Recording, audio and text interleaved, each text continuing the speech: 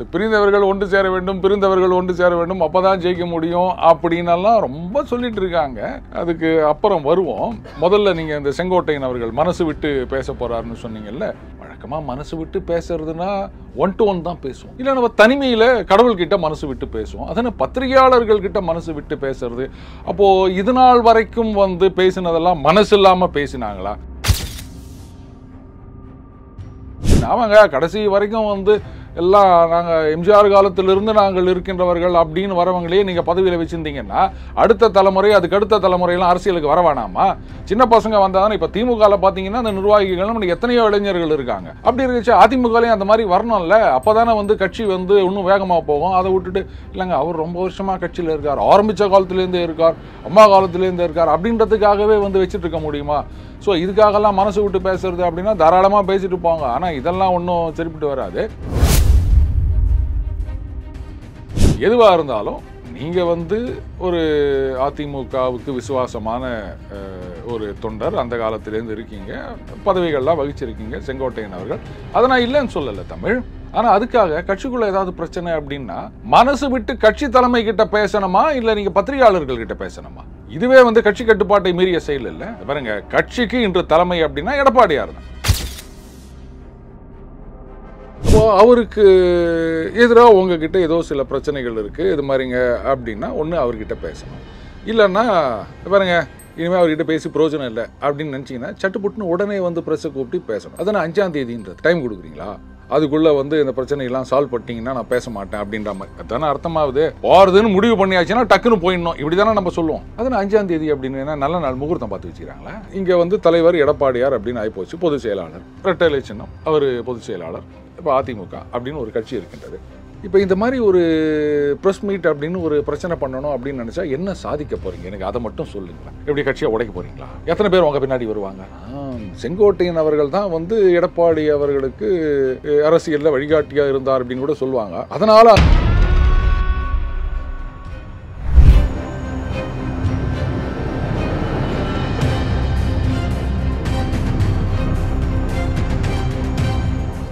ரியலோ நேயர்களுக்கு வணக்கம். இன்று நம்மளுடைய நேர்காணலுக்கு டெய்லி பஞ்ச் அருண் அவர்கள் இணைஞ்சிருக்காங்க. சார் வணக்கம். வணக்கம் தமிழ். எப்படி சார் இருக்கீங்க?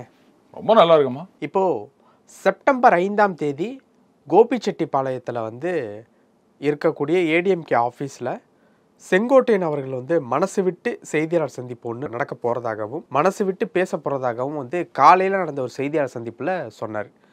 இதற்கு பிறகு இது குறித்து என்ன நினைக்கிறீங்கன்னு எடப்பாடி அவர்கள்ட்ட கேட்கும்போது சுற்றுப்பயணத்தில் இன்று மாலை நடக்கக்கூடிய சுற்றுப்பயணத்தில் என்னுடைய பதில் நான் தெரிவிக்கிறேன் அப்படிங்கிற மாதிரி ஒரு விஷயத்தை சொல்லியிருக்காரு. இதை தாண்டி ஜெயலலிதாவினுடைய ஒரு அசிஸ்டன்ட் மாதிரி இருந்த பூங்குன்றன் அவர் என்ன சொல்லியிருக்காருன்னா, பிரிந்த அதிமுக, அதாவது ஒரு பக்கம் சசிகலா, இன்னொரு பக்கம் டிடிவி தினகரன், இவங்க எல்லாருமே ஒன்று சேர்ந்தாங்க அப்படின்னா ஏடிஎம்கேவுக்கு வெற்றி உறுதி. இருங்க தமிழ், நீங்கள் என்ன சொன்னீங்க? இந்த பிரிந்தவர்கள் எல்லாம் ஒன்று சேர வேண்டும். கொஞ்சம் கஷ்டமாச்சு தமிழ். ஏன்னா பிரிஞ்சவங்கள்லாம் ஒன்று சேரணும் அப்படின்னா அந்த குடும்ப பாட்டு ஒன்று இருக்கணும். அந்த நாளை நமதே பார்த்துருக்கீங்களா? தாய் வழி வந்த தங்கங்கள் எல்லாம் அந்த மாதிரி பாட்டு பாடணும். பொறுப்புல இருக்கிறவங்க கூட இதை தான் சொல்றாங்க. இருங்க அதாவது இந்த பிரிந்தவர்கள் ஒன்று சேர வேண்டும், பிரிந்தவர்கள் ஒன்று சேர வேண்டும், அப்பதான் ஜெயிக்க முடியும் அப்படின்னெல்லாம் ரொம்ப சொல்லிட்டு இருக்காங்க. அதுக்கு அப்புறம் வருவோம். முதல்ல நீங்க இந்த செங்கோட்டையன் அவர்கள் மனசு விட்டு பேச போறாருன்னு சொன்னீங்கல்ல. வழக்கமா மனசு விட்டு பேசுறதுன்னா 1 to 1 தான் பேசுவோம். இல்லை நம்ம தனிமையில் கடவுள்கிட்ட மனசு விட்டு பேசுவோம். அதனால் பத்திரிகையாளர்கள் கிட்ட மனசு விட்டு பேசுறது. அப்போது இது நாள் வரைக்கும் பேசினதெல்லாம் மனசு இல்லாமல் பேசினாங்களா? எல்லாரும் மனசை திறந்து பேசுகிறேன், வெள்ளந்தியாக பேசுகிறேன், உள்ளொன்று வைத்து புறம் ஒன்று பேசாமல் அப்படியே வெளிப்படையாக பேசுகிறேன், அப்படி தானே எல்லா அரசியல் தலைவர்களும் சொல்லுவாங்க. அதை நான் 5ஆம் தேதி மட்டும் நான் மனசு விட்டு பேசுகிறேன் அப்படின்னா இது என்னன்னு எனக்கு ஒன்றும் புரியல. அப்பப்போ ஏதாவது ஒன்று பண்ணினுக்கிறாருங்க.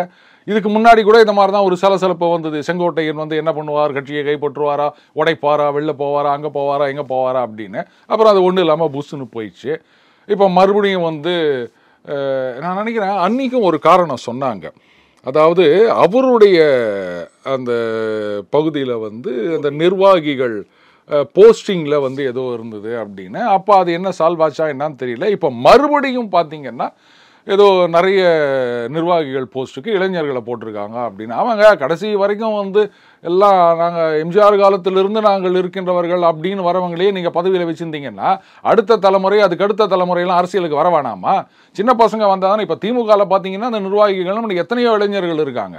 அப்படி இருந்துச்சு அதிமுகலையும் அந்த மாதிரி வரணும்ல. அப்போ தானே வந்து கட்சி வந்து இன்னும் வேகமாக போகும். அதை விட்டுட்டு இல்லைங்க அவர் ரொம்ப வருஷமாக கட்சியில் இருக்கார், ஆரம்பித்த காலத்துலேருந்தே இருக்கார், அம்மா காலத்துலேருந்தே இருக்கார் அப்படின்றதுக்காகவே வந்து வச்சுட்டு இருக்க முடியுமா? ஸோ இதுக்காகலாம் மனசு விட்டு பேசுறது அப்படின்னா தாராளமாக பேசிட்டு போங்க. ஆனால் இதெல்லாம் ஒன்றும் சரிப்பட்டு வராது. அடுத்தது இன்று மாலை முடிவு அறிவிக்கிறேன் அப்படின்னா ரைட்டு, தாராளமாக அறிவிங்க. கட்சிக்கு வந்து அவர் கட்டுப்பாட்டில் வச்சுருக்காரு, அதனால் வந்து மனசு விட்டு பேசணுமா? ரைட்டு, எதுக்கு இந்த கட்சி பொறுப்பெல்லாம் அவங்களுக்கு அப்படியே நீங்கள் ஓரமாக போய் பேசிட்டு வாங்க அப்படின்னு சொன்னாலும் ஆச்சரியப்படுறதுக்கு இல்லை. அடுத்தது எல்லாரும் ஒன்று சேர்வாங்க. இதை பாருங்க, இப்போ மறுபடியும் வந்து சசிகலா அவர்களை ஒன்று சேர்த்து என்ன பண்ண போகிறீங்க நீங்கள்? மறுபடியும் கட்சியில் குழப்பம்தான் வரும். நல்லா இருக்க பிடிக்கலையா அவங்களுக்கு? இப்போ அவங்களை கொண்டு வந்து சேர்த்தா அவங்க வந்து சரி ஒரு சாதாரண உறுப்பினர்னு சேர்த்துப்பாங்களா? எனக்கு தெரிஞ்சு அவங்க நடத்துகிற டிவி சேனலில் வந்து இவங்களை பொதுச் செயலாளர் அப்படின்னு தான் போட்டுனுக்கிறாங்க ஒரு காலத்தில். இப்போ என்ன போடுறாங்கன்னு தெரியல, நான் அந்த சேனல் பார்க்கல. அப்படி இருந்துச்சு அவங்கள கொண்டு வந்து நீங்கள் கட்சியில் சேர்த்திங்கன்னா நான் தான் பொதுச் செயலாளர் அப்படின்னு வாங்கலாம். இல்லை வந்து இல்லை மறுபடியும் பழைய நிலைமைக்கு வந்துருங்க, நீங்கள் 2 பேரும் பதவி விட்டு விளைங்கிறீங்க அப்படின்னு வாங்கலாம். எதுக்கு இதெல்லாம் வந்து தேவையில்லாத குழப்பம் பண்ணிக்கிறீங்க? அவங்களுக்கு யாரையோ வந்து இவங்க எங்கள் தலைவர் அப்படின்னு ஏற்றுக்கினாங்கன்னா அதுக்காக அவங்களெல்லாம் கொண்டு வந்து அதிமுகவில் சேர்க்க முடியும்னா இதெல்லாம் வேலைக்கு ஆகாதுங்க. இருக்கிறவங்க அந்தந்த இடத்துலையே இருக்கட்டும், அவ்வளோதான். அதில் வேற ஓபிஎஸ் பேசியிருக்காரு, நான் என்டிஏ விட்டு விலகி விட்டேன்னு. மறுபடியும் சொல்கிறேன், ஒரு விஷயத்தை புரிஞ்சுக்கங்க. என்டிஏன்றது என்னங்க? நேஷனல் டெமோக்ராட்டிக் அலையன்ஸ், கட்சிகளுடைய கூட்டணி.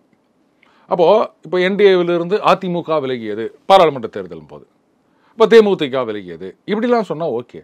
அந்த ஒரு கூட்டணியிலிருந்து ஒரு தனிநபர் வெளில வர முடியுமா? கட்சியிலேருந்து நபர் வெளில வரலாம்.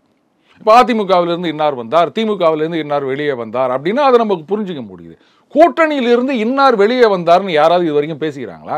இவர் சொல்றாரு, நான் கூட்டணியிலிருந்து என்டிஏவிலிருந்து விலகிவிட்டேன், ஆனால் நாளை என்ன நடக்கும் என்று தெரியாது. என்ன மறுபடியும் அங்கே போய் சேர்ந்துப்பீங்களா?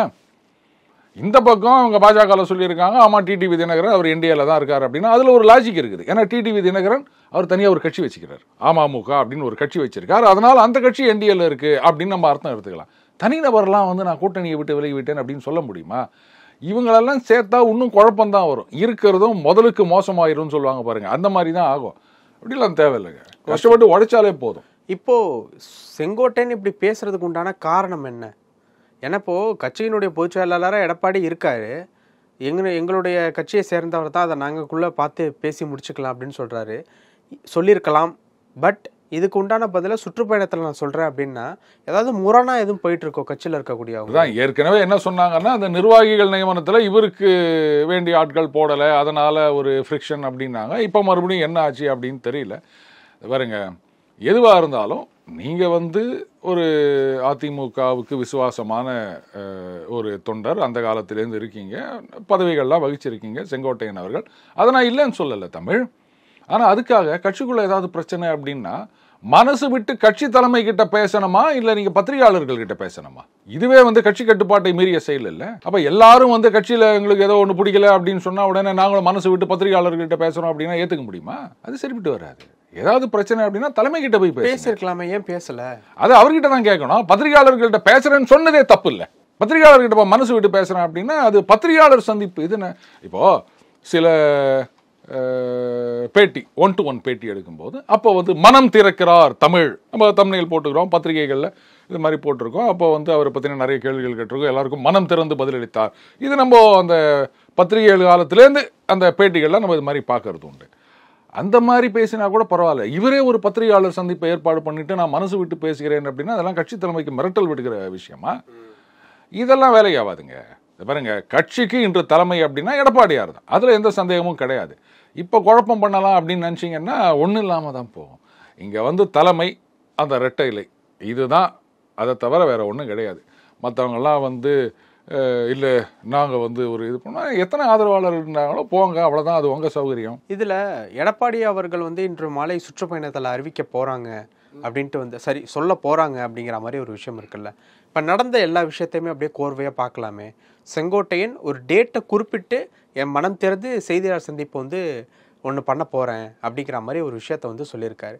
இந்த பக்கம் இப்போ நீங்கள் பேசும்போதே ஒரு விஷயம் வந்து சொன்னீங்க, மனசு விட்டு பேசுகிறதா இருந்தால் பிரச்சனை யாரோடையோ அவங்க கூட பேசினாலே பிரச்சனை முடிஞ்சிரும் அப்படின்ட்டு வந்து சொல்கிறாங்க. இன்னொரு பக்கம் பார்த்தீங்க அப்படின்னா, சுற்றுப்பயணத்தின் போது என்னோட பதிலை சொல்கிறேன் அப்படின்ட்டு அவருமே மக்களை நோக்கி தான் வராரு.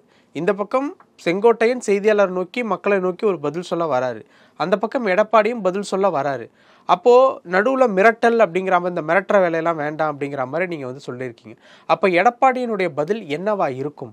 என்னவா இருக்குன்றதை விட நான் ஒரே ஒரு கேள்வி கேட்கிறேன். இப்போ நிஜமாகவே உங்களுக்கு தலைமை மேல ஒரு பிரச்சனை அப்படின்னு வச்சுக்கோங்க. எடப்பாடி மேல பிரச்சனை. தலைமை எடப்பாடி ஒன்று தானே. ஆமா. அப்போ அவருக்கு எதிராக உங்ககிட்ட ஏதோ சில பிரச்சனைகள் இருக்கு, இது மாதிரிங்க அப்படின்னா ஒன்று அவர்கிட்ட பேசணும். இல்லைன்னா பாருங்க இனிமேல் அவர்கிட்ட பேசி பிரயோஜனம் இல்லை அப்படின்னு நினச்சிங்கன்னா சட்டுப்புட்டுன்னு உடனே வந்து ப்ரெஸ்ஸை கூப்பிட்டு பேசணும். அதான் 5ஆம் தேதின்றது டைம் கொடுக்குறீங்களா? அதுக்குள்ளே வந்து இந்த பிரச்சனையெல்லாம் சால்வ் பண்ணிட்டீங்கன்னா நான் பேச மாட்டேன் அப்படின்ற மாதிரி அதுதானே அர்த்தமாகுது. போகிறதுன்னு முடிவு பண்ணியாச்சுன்னா டக்குன்னு போயிடணும், இப்படி தானே நம்ம சொல்லுவோம்.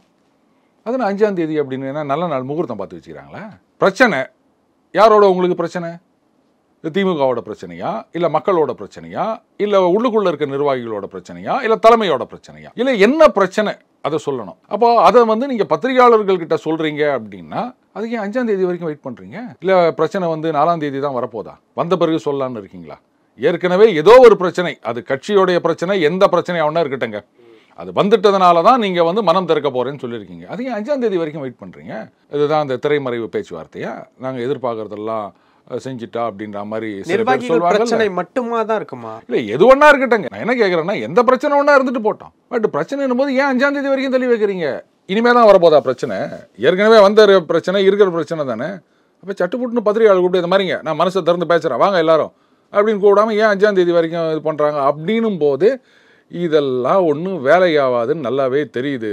தமிழ் அவர் வந்து கட்சியின் பொறுப்பில் இருக்கின்றார், தலைமையில் இருக்கின்றார் எடப்பாடி. அதனால் அவர் வந்து அப்படியா ரைட்டு, இப்போ இருக்கிற ஏதாவது அவருக்கு பதவி இருந்ததுன்னா செங்கோட்டையன் அவர்கள்கிட்ட இருக்க பதவியை அவர் பறித்து கொண்டாலும் அதை யாரும் ஒன்றும் கேட்க முடியாது. என்ன தப்புன்னு சொல்லுவீங்க நீங்கள்? இந்த மாதிரிலாம் பேசுறது கட்சி கட்டுப்பாடா? கட்சி தலைமைக்கு கட்டுப்பட்டதா? அது இதே வந்து ஜெயலலிதா அவர்கள் இருந்தாங்கன்னா இந்த மாதிரிலாம் யாராவது பேசியிருப்பாங்களா? இல்லைப்பா, எனக்கு அதுதான் ஒரு கேள்வியாக வருது. இப்போது டிஎம்கே எடுத்துக்கிட்டீங்க அப்படின்னா கேடர் பேஸ்டு பார்ட்டி, கலைஞர், ஸ்டாலின், அதுக்கப்புறம் உதயநிதி, இந்த மாதிரி. ஹலோ, அது கேடர் கிடையாதுங்க, அது ஃபேமிலிங்க. சரி, ஓகே, ஃபேமிலி அப்படின்னு வச்சுக்கலாம். ஏடிஎம்கே பொறுத்த வரைக்கும் கரிஷ்மா பெஸ்ட் பார்ட்டி, அந்த கட்சி அங்கெல்லாம் வந்து கேடர் கிடையாது. இல்ல வச்சுக்கலாம், ஆனா இல்ல அதுவும் கேடர் பேஸ்ட் பார்ட்டி தான். கேடர் பேஸ்ட் பார்ட்டியாவே வச்சுக்கலாம். இதுல என்ன ஒரு கேள்வி அப்படின்னா, அந்த கட்சியினுடைய அந்த பொதுச் செயலாளர் தலைவர் அப்படிங்கிற ஒரு முகத்துக்கு பெரிய ஒரு மாசம் ஒண்ணு இருக்கும். எம்ஜிஆருக்கும் அப்படிதான் இருந்தது, ஜெயலலிதா அம்மையாருக்கும் அப்படிதான் இருந்தது. அது இன்னும் எடப்பாடிக்கு வராததுனாலதான் இவ்வளவு பிரச்சனையா? சரி, இப்போ என்டிஆர் அவர்கள் ஒரு மாஸ் லீடர். ஆமா, ஆனா அவரே தோத்து போயிட்டாரு. அவருடைய மருமகனே வந்து அவரை தள்ளி உட்கார வச்சு சிஎம் ஆயிட்டார்ல, அவரால் ஒன்றும் பண்ண முடியல. இப்போ அந்த கரிஸ்மா என்டிஆருக்கு இல்லாத கரிஸ்மாவா சொல்லுங்க? அவரை வந்து அந்த ராமர் கிருஷ்ணர் வேஷத்தெல்லாம் நடிச்சதுனால ராமுடு கிருஷ்ணுடும் தான் ஜனங்க பார்ப்பாங்க. அவராலேயே ஒன்றும் பண்ண முடியல. அந்த கரிஸ்மா என்னாச்சு? அண்டு என்டிஆர் அளவுக்கு சந்திரபாபு நாயுடு அவர்களுக்கு கரிஸ்மா கிடையாது. ஆனா அவரு கரிஸ்மா இருக்கு, என்டிஆரையே ஒன்றும் இல்லாம பண்ணார்.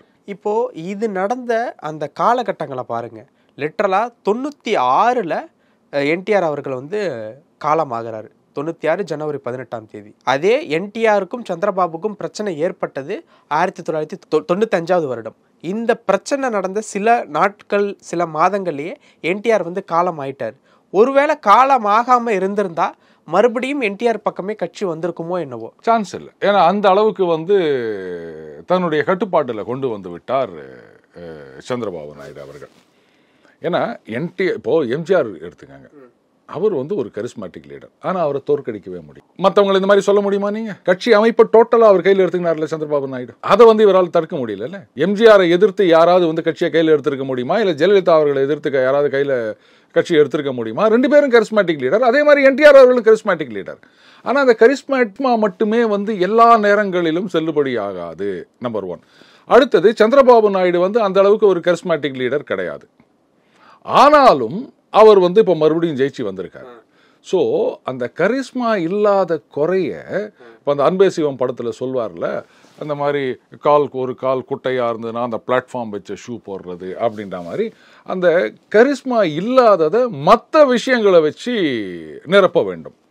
அதை தாராளமாக செய்யலாம். Charisma or no charisma. இன்றைக்கு அதிமுகவை பொறுத்த வரைக்கும், ஏன் ஃபார் தட் மேட்டர் பாஜகவும் காங்கிரஸ் இது கேடர் பேஸ்டு பார்ட்டி தான், அதில் எந்த சந்தேகமும் கிடையாது. அப்போ என்ன பண்ணியிருக்கணும் அப்படின்னா, இங்கே வந்து தலைவர் எடப்பாடியார் அப்படின்னு ஆகிப்போச்சு, பொதுச் செயலாளர் ரெட்டை சின்னம், அவர் பொதுச் செயலாளர். இப்போ அதிமுக அப்படின்னு ஒரு கட்சி இருக்கின்றது. இப்போ இந்த மாதிரி ஒரு ப்ரெஸ் மீட் அப்படின்னு ஒரு பிரச்சனை பண்ணணும் அப்படின்னு நினச்சா என்ன சாதிக்க போகிறீங்க? எனக்கு அதை மட்டும் சொல்லுங்களேன். எப்படி கட்சியை உடைக்க போகிறீங்களா? எத்தனை பேர் உங்கள் பின்னாடி வருவாங்க? ஓகே சார், அதுதான் அந்த இடத்துல எனக்கு ஒரு கேள்வி தான். இப்போ செங்கோட்டையன் மனசு விட்டு பேச போகிறதா ப்ரெஸ் மீட்டிங்கில் வந்து சொல்லியிருக்காருல, ஒரு குறிப்பிட்ட எம்எல்ஏக்கள் செங்கோட்டையன் பக்கம் இருந்தால்தான் அவர் வந்து ஒரு ஸ்ட்ராங்கான ஒரு முடிவை எடுக்க முடியும் அப்படிங்கிற மாதிரியான ஒரு விஷயம் வந்து ஓடிட்டு இருக்கல. நீங்கள் ஃபஸ்ட்டு சொன்னீங்க பார்த்தீங்களா, நிர்வாகிகள் செங்கோட்டையன் சைடு சொன்ன ஒரு விஷயம் வந்து நடக்கலை அப்படின்ட்டு. அது நிர்வாகிகள் நியமிக்கிற அந்த மாதிரியான விஷயங்களை சொல்கிறீங்களா? இல்லை அவர் நியமிக்கலன்னு சொல்லலை, அந்த மாதிரி ஒரு செய்தி வந்ததுன்னு நான் சொன்னேன். உண்மையில் என்ன நடந்தது அப்படின்னு எனக்கு தெரியாது. அந்த மாதிரி அவருடைய பகுதியில் அவர் செல்வாக்குள்ளதில் நிர்வாகிகள் வந்து அவரை சமூகம்லாம் எனக்கு தெரியாது, அவரை கேட்காம தலைமை நியமித்தது, அதனால் அவருக்கு கொஞ்சம் மனக்கசுப்புன்ற மாதிரி சில செய்திகள் வந்தது. அதுதான் நான் கேள்விப்பட்டது. இப்போது ஆளுங்கட்சியாக இருக்காங்கன்னு வச்சுக்கோங்களேன் அதிமுக, லெட்டஸ்டே அவங்கக்கிட்ட ஒரு 125 எம்எல்ஏக்கள் இருக்காங்க. அப்படின்னும் போது இப்போ செங்கோட்டையன் அவர்கள் வீட்டில் வந்து ஒரு 17 எம்எல்ஏக்கள் அப்படின்னு செய்தி வந்ததுன்னா, அப்போ 125ல் 17 போயிடுச்சுன்னா எவ்வளோ? 108 98ன்னு சொல்லாதீங்க. அப்போ 108ன்னு போது மெஜாரிட்டி கிடையாது. அப்போ பயப்படணும். இப்போ அவங்க இருக்கிறது எதிர்கட்சி, எத்தனை எம்எல்ஏ போனாலும் பிரச்சனை இல்லை. இன்னும் இந்த சட்டசபையே வந்து ஒரு சில மாதங்களில் முடிய போகின்றது. அடுத்த சட்டமன்றம் தேர்தல் வந்தது அப்படின்னு சொன்னால் அடுத்த சட்டசபை கூட போகின்றது. அதனால் இப்போ யார் போனாலும் ஒன்றும் பிரச்சனை கிடையாது. போனாங்கன்னா வர எலெக்ஷனில் அவங்களுக்கு அதிமுக ரெட்டை இலை சீட்டு கிடைக்காது, அவ்வளோதானே. வேறு யாருக்கோ புதியவர்களுக்கு வாய்ப்பு கிடைக்க போகின்றது. இதை தவிர வேறு என்ன நடக்க போகுது? அதாவது பிரச்சனை என்னன்ற விஷயத்தில் நான் போல, என்ன பிரச்சனையா இருந்தாலும் பத்திரிகையாளர்கள்கிட்ட மனசு விட்டு பேசி என்ன நீங்க சாதிக்க போறீங்க? இதுதான் என்னுடைய கேள்வி. உங்களுக்கு என்ன? ரெண்டு பேருமே அதே ஸ்டாண்டை தான் எடுத்திருக்காங்க. 5ஆம் தேதி இவர் சொல்றேன்னு இருக்காரு, சுற்றுப்பயணத்துல அவரும் மக்கள்கிட்ட சொன்னாலும் அது பத்திரிகைகள் மூலியமா தான் நம்ம பார்த்து தெரிஞ்சுக்க போறோம். இப்ப 2 பேரும் எடுத்திருக்க ஸ்டாண்டை பார்க்கும்போது அதை எப்படி நம்ம புரிஞ்சுக்கிறது? எடப்பாடி என்னதான் சொல்ல வராரு? இதை பாருங்க, கட்சி தலைமை வந்து ஒருத்தர் கட்சியில சேர்க்கறது, நீக்கிறது, பதவி கொடுக்கறது, இல்லை கொடுக்காம போறது, பதவியை பிடுங்குவது, இதெல்லாம் வந்து அந்த கட்சியுடைய அதிகாரப்பூர்வமான அந்த லெட்டர் பேடில் யார் அதுக்கான பொறுப்பாளரோ அவங்க கையெழுத்து போட போகிறாங்க. இதை வந்து அவங்க செய்தியாளர்கிட்ட சொல்லலாம், இல்லை வெறும் ஒரு ப்ரெஸ்ஸுக்கு ஸ்டேட்மெண்ட்டாக கொடுத்தாலும் கொடுக்கலாம். இதை வந்து மக்கள்கிட்ட நேரடியாக சொல்லணும்னு அவசியம் கிடையாது. நேரடியாக சொல்லலாம், சொல்லாமலும் போகலாம், அதெல்லாம் அவங்களுடைய சாய்ஸ். ஆனால் தனக்கு ஒரு பிரச்சனை இருக்குது அப்படின்னு சொன்னால் அதை வந்து பத்திரிகையாளர்கிட்ட சொல்கிறது அப்படிங்கிறது அரசியலில் ஏற்றுக்கொள்ளப்பட்ட நடைமுறையா? இது மட்டும் எனக்கு பதில் சொல்லுங்கள். அப்போது எடப்பாடியார் அவர்கள் செய்யறது அவர் செய்ய போகிறது எல்லாமே வந்து ஆஸ் பர் ப்ரொசீஜர், அதில் எந்த தவறும் கிடையாது. ஆனால் செங்கோட்டையன் அவர்கள் செய்ய போகிறதா சொல்கிறது அப்படின்றது ஏற்றுக்கொள்ளப்பட்ட விஷயமா? இல்லைல்ல. அப்போ அது தப்புன்னு சொல்லாமல் வேற என்னன்னு சொல்கிறது? இல்லை யாராவது தூண்டி விட்டு பின்னாடி எதுவும் வேலை பார்க்குறாங்களா? என்ன தூண்டி விட்டு என்னங்க பண்ண போறீங்க? ஓபிஎஸ் அவர்கள் சமாதியில் போய் தியானம் பண்ணதன் பின்னணியில் ஆடிட்டர் குருமூர்த்தி இருந்தாருன்ட்டு அந்த நேரத்தில் ஒரு செய்தி வந்தது. அந்த மாதிரி இந்த இருவர்களுக்கு உண்டான அந்த முரண் இல்லை மோதல்னு கூட சொல்லலாம். பின்னணி ஏதாவது தூண்டல்கள் ஏதாவது இருக்குமா? தியானம் பண்ணி என்ன சாதிச்சாரு? ஒன்றுமே சாதிக்கல. அதே மாதிரி தான் இப்போ நடக்கும் போது போதுமா? தியானம் பண்ணி அங்கே அவரும் ஒன்றும் சாதிக்கல. இந்த 2 பேரில் யார் சாதிக்க போறா? அதை தான் நான் சொல்லிட்டேன்ல, தியானம் பண்ணியே சாதிக்கலை. நீங்கள் வந்து மனம் விட்டு பேசி மட்டும்தானா சாதிக்க போறீங்க? ஒன்றும் நடக்காது தமிழ். ரொம்பலாம் எதிர்பார்க்காதீங்க. இப்போ இந்த முரணா மட்டும்தான் இருக்க போதா, இல்லை முரண் சமரசத்தில் வந்து முடியுமா? ஏற்கனவே கூட தான் அது முரண் அப்படின்னு சொன்னாங்க, ஒரு சமரசம் வந்தது. இப்போ மறுபடியும் முரண்னா அது வரலாம், அதுலேயும் எந்த ஆச்சரியமும் இல்லை. ஓபிஎஸ்ஸே வந்து என்டிஏ விட்டு வெளில வந்துட்டேன் அப்படின்னு சொல்லிவிட்டு மறுபடியும் என்ன ஒன்றா நடக்கலாம் அப்படின்னு சொல்லும் போது இன்னும் இவர் கட்சியை விட்டு வெளில போல, அவங்களும் நீக்கலை. அதனால தான் 5ஆம் தேதி வரைக்கும் டைம் கொடுத்துருக்காரு. ஸோ அதுக்குள்ளே என்ன ஒன்றா நடக்கலாம், அதுக்குள்ளே பிரச்சனை காணாமல் போகலாம். மனசு விட்டு பேசுகிறேன் அப்படின்னு சொல்லிட்டு இது மாதிரி வந்து எடப்பாடி தலைமையில் அதிமுக புரட்சி செய்ய போகின்றது அப்படின்னு கூட சொல்லலாம். இதுதான் மனசு விட்டு பேசணும்னு நினச்சது, நீங்கள் வேறு ஏதோ நினச்சிங்கன்னா அதுக்கு நான் என்ன பண்ண முடியும் அப்படின்னு கேட்டாலும் கேட்கலாம். அப்போ என்ன பண்ணுவீங்க? இப்போது பாஜக கூட்டணியில் ஏடிஎம்கே இருக்கிறது அப்படிங்கிறதுனால அவர்கள் ஏதாவது தலையிடுவதற்கு வாய்ப்பு இருக்கா? இந்த முரணில் ஏதாவது சமரசம் பண்ணி வைக்கலாம் அப்படிங்கிறாங்க. ஏங்க அவங்க மொத்த பிரச்சனைக்கே வரமாட்டேங்கிறாங்க, அப்புறம் தானே அடுத்த கட்சியில் இருக்கிற பிரச்சனைக்கு வரப்போகிறது. அவங்கெல்லாம் கிட்டக்கே வரமாட்டாங்க, எதிரே பார்க்காதீங்க. அப்போ இந்த முரண் அப்படிங்கிறது 5ஆம் தேதி வந்தால் தான் தெரியுமா? முரணா அப்படின்றதை இப்போ நம்ம சொல்ல முடியாது. அதான் எடப்பாடி பதில் சொல்கிறேன் அப்படின்னு சொல்லிட்டாரு. ஆமாங்க, இவர் என்ன பிரச்சனைன்னு சொன்னார், அவங்களுக்கு மனசு விட்டு பேச போகிறோம் தானே சொன்னார். அதே மாதிரி அவர் வந்து பதில் சொல்கிறேன் அப்படின்னு சொல்லியிருக்காரு, அவ்வளோதானே. முரண் அப்படின்னு நாமளா எப்படி எடுத்துக்க முடியும்? அது என்ன ஒரு பிரச்சனை எப்படி எடுத்துக்கலாம். இந்த மாதிரி வந்து இலங்கை பிரச்சனையை பற்றி மனசு விட்டு பேசலாம், இல்லை வந்து இந்த ட்ரம்ப்புடைய வரி பிரச்சனையை பற்றி கூட மனசு விட்டு பேசலாம். 5ஆம் தேதி வரைக்கும் காத்துட்ருங்க. செப்டம்பர் 5 தானே ஆசிரியர் தினம், அன்றைக்கி தானே. செங்கோட்டையன் அவர்கள் தான் வந்து எடப்பாடி அவர்களுக்கு அரசியலில் வழிகாட்டியாக இருந்தார் அப்படின்னு கூட சொல்லுவாங்க. அதனால் அந்த தேதியை சூஸ் பண்ணாரோ, சிக்னிஃபிகன்ஸ் தெரியுதா? சரி, எதுவாக இருந்தால் என்னங்க, அந்த குருவை மிஞ்ச செஷன் எடுத்துன்னு சந்தோஷப்பட்டு போக வேண்டியது தான். இதில் என்ன முரண் வேண்டி கிடக்கு? ஓகே சார், பல விஷயங்கள் பேசணும். நேரத்துக்கு ரொம்ப நன்றி சார். நன்றி தமிழ்.